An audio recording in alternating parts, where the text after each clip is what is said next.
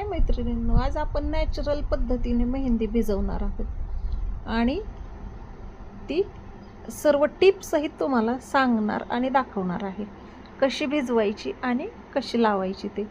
त्यामुळे व्हिडिओ कुठेही स्किप करू नका, सविस्तर शेवटपर्यंत बघा. आणि चला तर आपण सविस्तर कृती बघूयात.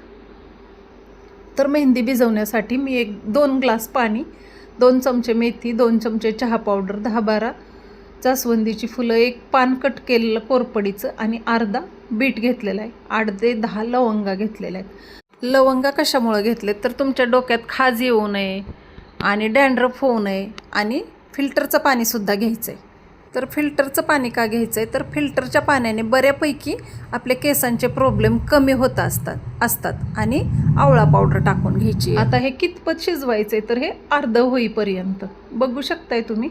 हे अर्ध झालेलं आहे, थोडंसं थंड पण झालेलं आहे. आणि आता जेवढे आपण इन्ग्रेडियंट वापरलेले त्याचा सर्व अर्क ह्याच्यात उतरलेला आहे आणि ह्याला कलरसुद्धा खूप छान आलेला आहे.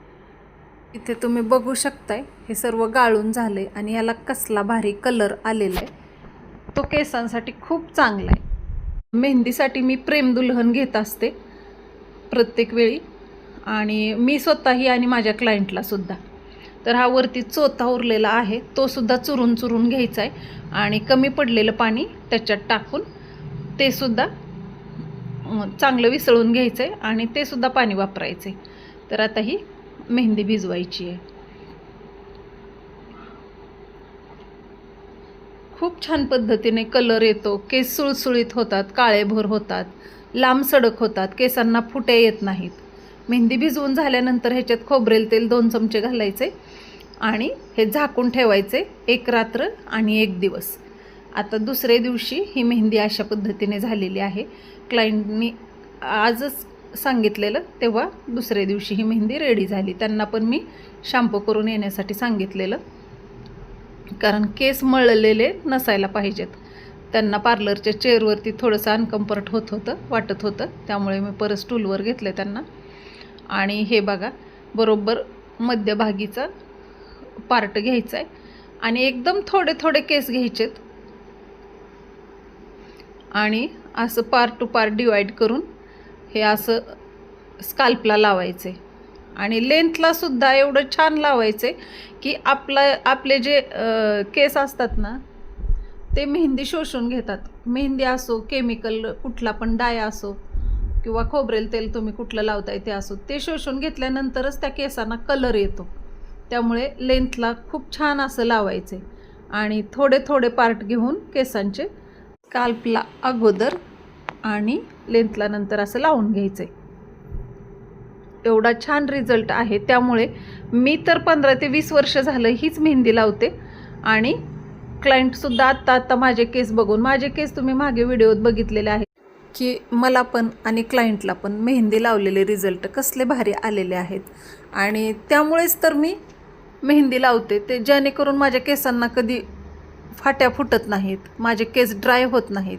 आणि क्लायंटचं सुद्धा मत तेच येतं की इथं मेहंदी लावून गेल्यानंतर आमचे केस खूप छान होतात. आणि मी ते खोबरेल तेल टाकण्याचं कारण तेच आहे की केस एकदम सुळसुळीत होतात, ड्राय होत नाहीत मेहंदी लावल्यानंतर. आणि लावल्यानंतर सुद्धा 1 दिवस असंच ठेवायचे, फक्त पाण्याने धुवायची आहे आणि शॅम्पू करायचा नाही आहे. 1 ते 2 दिवस अशीच ठेवायची आणि 1-2 दिवसानंतर तुम्ही ऑइलिंग करायचं असेल तरी करू शकताय आणि नंतर शॅम्पू करायचा आहे. आणि मी हँड ग्लोव्ज घालत नाही मेहंदी लावताना, कारण त्याला क्लायंटचे केस खूप तुटतात. मेहंदी हाताला थोडी लागली तरी हरकत नाही, पण ग्लोव्ज घालत नाही मी. त्यामुळे क्लायंट पण खुश असते की केस अजिबातच तुटत नाहीत. आणि मेहंदी लावल्यानंतर सुद्धा कोणाकोणाचे केस खूप तुटतात, गळतात धुताना. तर अशा पद्धतीने जर तुम्ही मेहंदी भिजवली ना तर तुमचे केस कधीही तुटणार नाहीत, गळणार नाहीत. कारण हा माझा खूप जुना अनुभव आहे, जसं की मी मागे सांगितलं तसं. आणि आता ह्या वर्षभरात जेवढे क्लायंट येतात मेहंदी लावायला त्यांचासुद्धा अनुभव असाच आहे. ते सुद्धा मला असंच सांगतात फोनवरती. आणि आठवड्यातून नाही म्हणलं तरी 6 ते 7 क्लायंट माझे मेहंदीचे ठरलेले असतात. ते लावून जातात आणि त्यांना मी अशा प्रकारे लावत असते, भिजवत असते. तर बघा आता ह्यांना पण टिप्स सांगत सांगत मेहंदी लावायची बऱ्यापैकी होत आलेली आहे.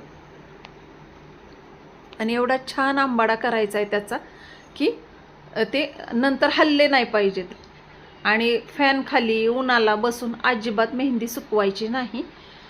त्याला कॅरी बॅगने किंवा तुमच्याकडं शॉवर कॅप असेल तर त्याने कवर करायचे, म्हणजे ते सरदून आत जरी कुठं राहिलेला असेल तुमच्या हाताने तुम्ही लावल्यानंतर तरी ते केस सर्व भिजून निघतात मेहंदीत. आणि मेहंदीचा रिझल्ट खूप छान येतो, एकदम अप्रतिम असा रिझल्ट येतो.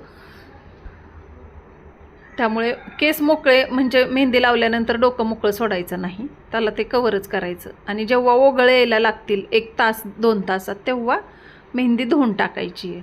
तर तुम्हाला ही माझी मेहंदी लावण्याची किंवा मेहंदी भिजवण्याची पद्धत कशी वाटली किंवा क्लायंटचं मत कसं वाटलं हे सुद्धा मला नक्की कमेंट करून सांगा.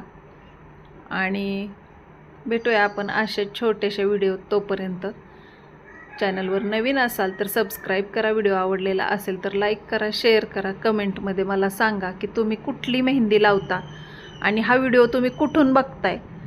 आणि माझे केस किंवा माझ्या क्लायंटचे केस तुम्हाला मेहंदी लावल्यानंतर रिझल्ट कसा वाटतो किंवा माझी मेहंदी लावण्याची पद्धत कशी वाटते हे सुद्धा मला नक्की कमेंट करून सांगा. आणि हे बघा माझी मेहंदी क्लायंटची सर्व लावून होत आलेली आहे. आता मी ह्याला कॅरी बॅगने कवर करणार आहे, कारण त्यांना त्यांच्या घरी जायचं आहे त्यामुळे.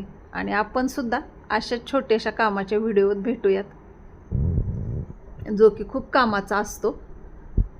तोपर्यंत धन्यवाद.